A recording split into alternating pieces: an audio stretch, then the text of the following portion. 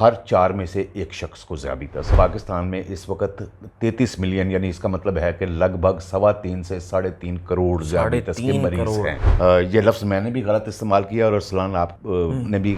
और ये देखिए कि आप इबादत के लिए जा रहे हैं, ऐसा ना हो कि आपकी किसी कोताही की वजह से आपकी इबादत भी ज़ाया हो, पैसे भी ज़ाया हो और आपकी सेहत भी ख़राब हो। जी जी।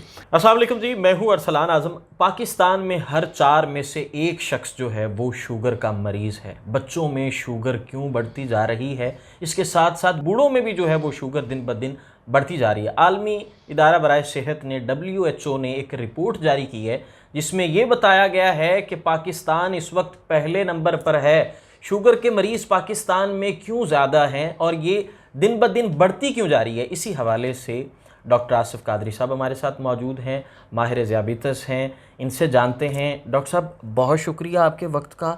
सबसे पहले तो ये बता दीजिए कि ये बड़ी एक मतलब ख़तरनाक किस्म की सूरत हाल है कि रिपोर्ट जारी कर दी गई है, पाकिस्तान पहले नंबर पर आया है। क्यों शुगर बढ़ती जा रही है? लोग चीनी का इस्तेमाल ज़्यादा कर रहे हैं, क्या वजह है? कहाँ लापरवाही पाई जा रही है? जी, अस्सलाम वालेकुम नाज़रीन और थैंक यू अरसलान।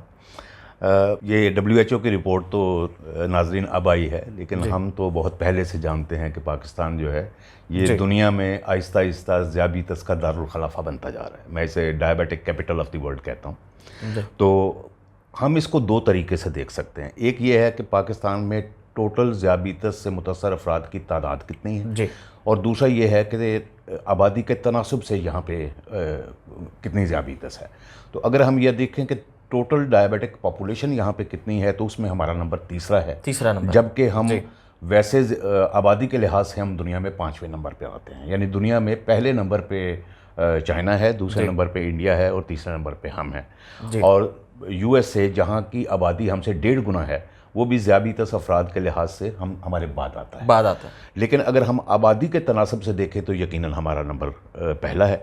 और इस वक्त जो एस्टिमेट लगाया गया है, जो अंदाज़ा लगाया गया है, तखमीना लगाया गया है, जैसे आप सुनना चाहें, उस लिहाज से पाकिस्तान में इस वक्त 33 मिलियन यानी इसका मतलब है कि लगभग 3.25 से 3.5 करोड़ ज़ियाबितस के मरीज़ हैं। तरीके से आप देख सकते हैं कि 25 साल से ज़्यादा उम्र के जो अफराद हैं उनमें से तकरीबन हर 4 में से एक शख्स को ज़ियाबितस है। और अगर आप अपने इर्द गिर्द भी देखें तो शायद ही कोई घर ऐसा होगा जिसमें शुगर का मरीज़ ना हो, या शायद ही कोई ऐसा घर होगा जिसका कोई ना कोई जानने वाला ज़ियाबितस से मुतासर ना हो।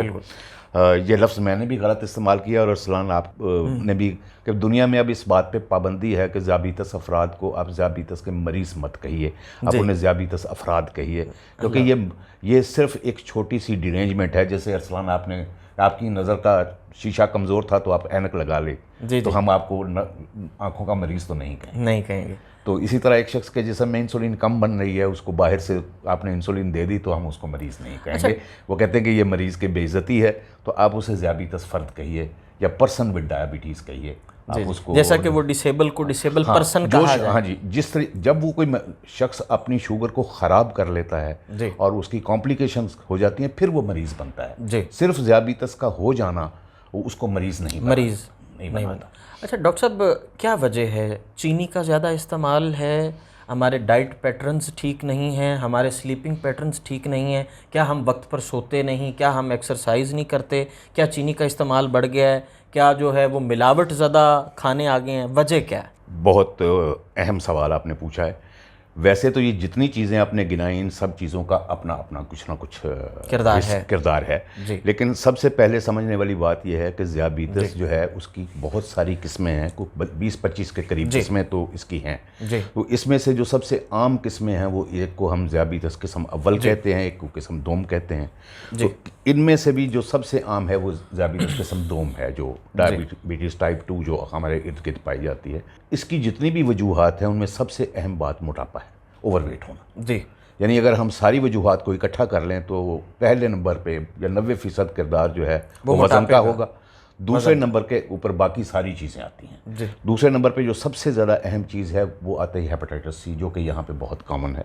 जी फिर वो चीज़ें आती है मसलन ब्लड प्रेशर के, अगर आप मरीज़ हैं, जी अगर आपको पहले किसी औरत को हमल के दौरान ज़ियाबीतस हो चुकी है तो उसमें ख़तरा बहुत ज़्यादा है। अगर आपके ब्लड रिलेशंस में किसी को फर्स्ट डिग्री ब्लड रिलेटिव्स में ब्लड शुगर है तो वो है, बढ़ती हुई उम्र के साथ। लेकिन अगर इन सारी बातों पे आप गौर कीजिए तो इनमें से सवाल ये है कि कौन से रिस्क फैक्टर ऐसे हैं जिन्हें आप कंट्रोल कर सकते हैं और कौन से हैं जिन्हें आप नहीं कर सकते। मतलब बढ़ती हुई उम्र को आप कंट्रोल नहीं कर सकते। अगर आपकी विरासत में डायबिटीज़ मौजूद है तो आप उसे कंट्रोल नहीं कर सकते। कंट्रोल आप किसको कर सकते हैं? अपने वज़न को और आप अपने सेहतमंद तर्ज ज़िंदगी को। तो तर्ज ज़िंदगी में 4 चीज़ें आती हैं: वज़न को कंट्रोल करना, सेहतमंद ग़िज़ा खाना, बाकायदगी से वर्जिश करना और एक्टिव रहना, और चौथे नंबर पे तंबाकू नोशी से परहेज़ करना। ये वो 4 चीज़ें हैं जो बुनियादी तौर पे आपके इख्तियार में है। तो यही वो चीज़ें हैं जिन पे आपको अमल करना चाहिए। अच्छा, सेकेंडली एक चीज़ ये है कि बच्चों में हम देखते हैं, छोटे बच्चों में को शुगर ज़्यादा हो जाती है। ये क्या बाय बर्थ है? ये जो है बच्चे पैदा होते हैं वो इनहेरिटली ट्रांसफ़र हो जाती है, विरासत तौर पे मिलती है, या ये भी बाद में होती है? ओके, ये बहुत ही अहम सवाल है। अगरचे ये थोड़ा तालीमी नौइयत का सवाल है, आम आदमी के लिए शायद ये इतना अहम ना हो। जी। तो छोटे बच्चों में 3 तरह की शुगर हो सकती है। एक तो वो जिनको वाकई पैदाइशी तौर पे डायबिटीज़ होती है, वो बहुत ही कम है, और उसके कम होने की एक वजह शायद ये भी है कि उसकी तशख़ीस का सही जो टेस्ट हैं वो पाकिस्तान में दस्तयाब नहीं है। जो पैदाइशी डायबिटीज़ होती है, हम उसको कहते हैं मॉडी, आमतौर पे उसको कहते हैं, या मोनोजेनिक डायबिटीज़ कहते हैं। उसके टेस्ट पाकिस्तान में नहीं होते। दूसरे ये है कि जिसको टाइप 1 डायबिटीज़ कहते हैं, कि जिसमें यकदम मरीज़ का लबलबा जो है वो नाकारा हो जाता है, और इन बच्चों को फौरी तौर पर पहले दिन से इंसुलिन लगती है और फिर सारी ज़िंदगी इंसुलिन लगती है, और दिन में 4 दफ़ा टीके लगते हैं। और दूसरे वो बच्चे हैं चूँकि जो आजकल बर्गर बच्चे हैं, जो हर वक्त फास्ट फूड खाते हैं, फास्ट ओवरवेट फूड हो का जाते भी हैं। जो है वो किरदार है। छोटे बच्चों में भी टाइप 2 डायबिटीज़, जिसको किस्म 2 है, उसका रेशो है वो बहुत बढ़ती जा रही है। तो हमारे पास छोटी उम्र में भी टाइप 2 के बच्चे आ रहे हैं। तो ये तीनों किस्में बच्चों में पाई जाती हैं। अच्छा डॉक्टर साहब, कहा जाता है कि जिसको शुगर है ना तो वो रोज़ा रख सकता है और कुछ सख्त काम नहीं कर सकता, जैसा कि हज उम्रे पे जाना हो। तो जो डायबिटिक पेशेंट है, जो ज़ियाबितस का जो मरीज़, आपने कहा मरीज़, मैं कहने वाला था, जो डायबिटिक पर्सन है वो क्या कर सकता है? उसके लिए क्या एहतियाती तदाबीर हैं कि वो उम्रा पे जाने से पहले, हज पे जाने से पहले वो कौन सी ऐसी चीज़ें साथ लेकर जाए, किन चीज़ों का इस्तेमाल पहले करें? सबसे पहली बात तो यह है कि अगर तो किसी शख्स को सिर्फ ज़ियाबितस है, वो ज़ियाबितस उसने अपने मर्ज़ को ख़राब करके उसे मर्ज़ की शक्ल नहीं दी, तो वो सारे काम कर सकता है। वो रोज़ा भी रख सकता है, वो हज पे भी जा सकता है, वो सफ़र पे भी जा सकता है।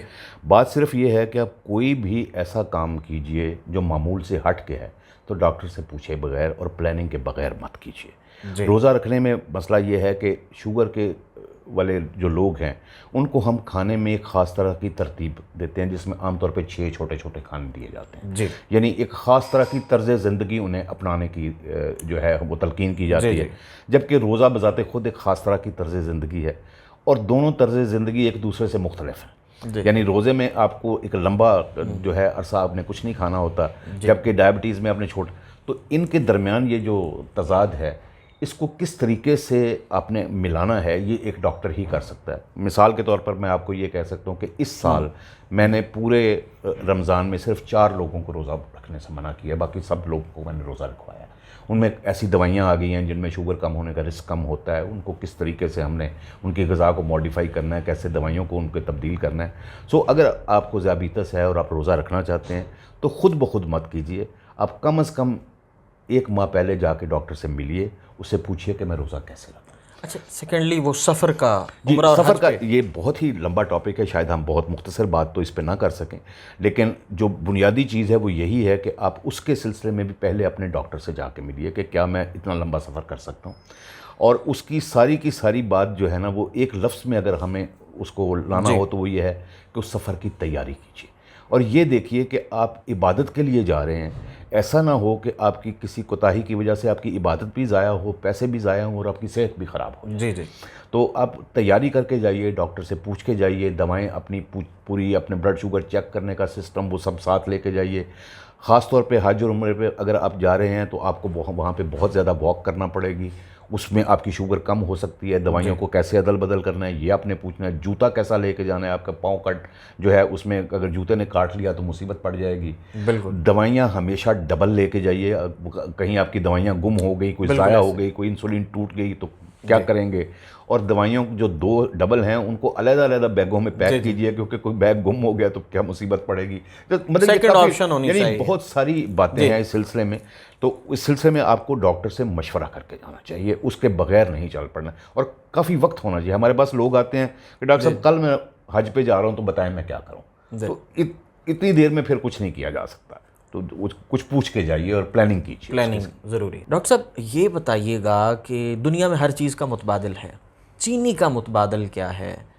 हम किस तरीके जो है जो शुगर के जो डायबिटिक पेशेंट है वो चीनी की जगह क्या इस्तेमाल करें जी, नेचुरल वे?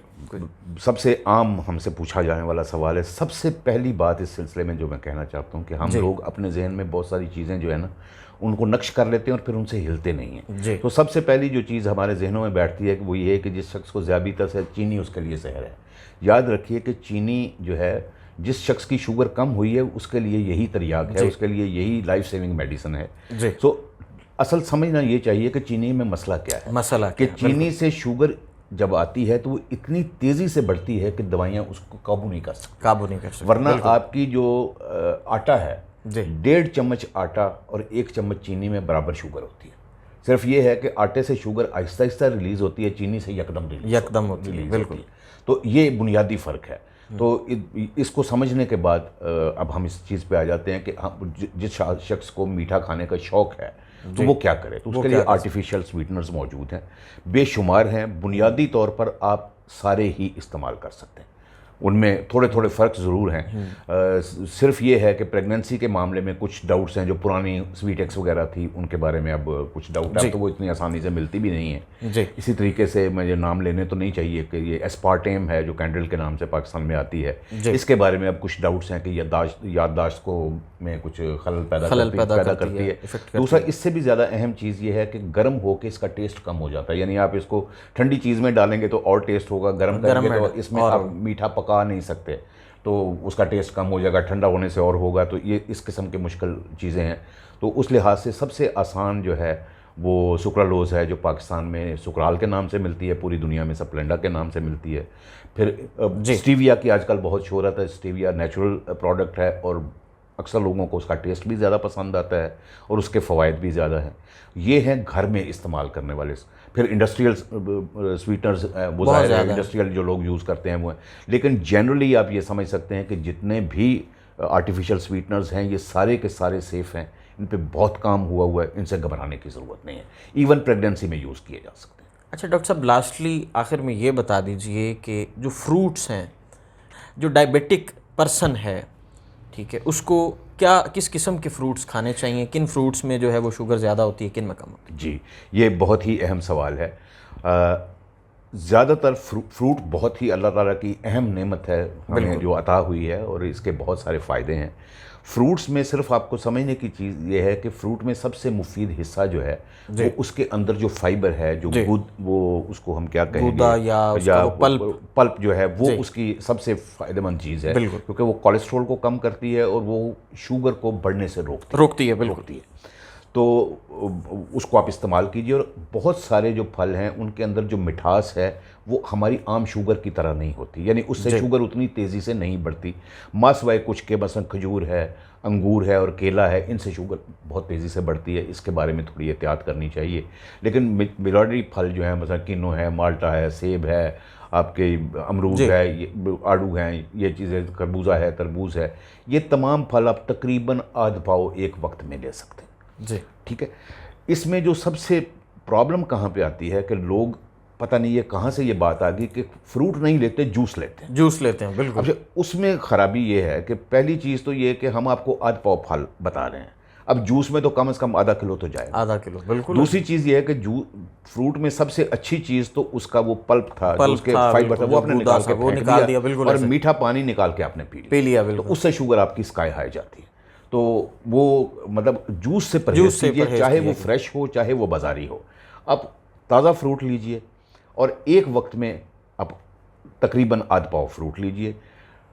अगर आप ड्राई फ्रूट लेते हैं तो ड्राई फ्रूट में ये यही रखिए, वो भी इन्हीं फ्रूटों से बना है लेकिन उसमें से पानी उड़ गया हुआ है। बिल्कुल। सो अगर ये आध पाव है तो वो तकरीबन आधी छटाक होना आधी छटाक होना चाहिए। तो उसके भी वही फ़ायदे हैं जो दूसरों के, आप बिल्कुल फ़ायदा उठा सकते हैं। अल्लाह ताला की नेमतों से आप पूरा फ़ायदा उठाइए और उसमें कोई हर्ज नहीं। हाँ, एक चीज़ ये है कि खाने से भी शुगर आ रही है और फ्रूट से भी आ रही है जी।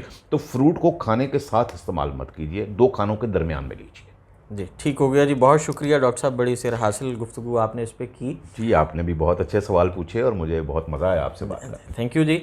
पाकिस्तान में दिन ब दिन जो है शुगर के मरीज़ हैं उनमें इजाफा होता जा रहा है। उसकी सबसे जो बड़ी वजह ये है कि हमारी जो डाइट है उसमें तवाज़ुन नहीं है, हमारा सोने उठने का तरीका, हम वर्जिश नहीं करते और बहुत सी बातें डॉक्टर साहब ने बताई हैं। हर चीज़ में तवाज़ुन जो है, तदाल बहुत ज़रूरी है। यहीं पर अपने मेज़बान अरसलान आज़म को इजाज़त दीजिए। अल्लाह ने के बाद।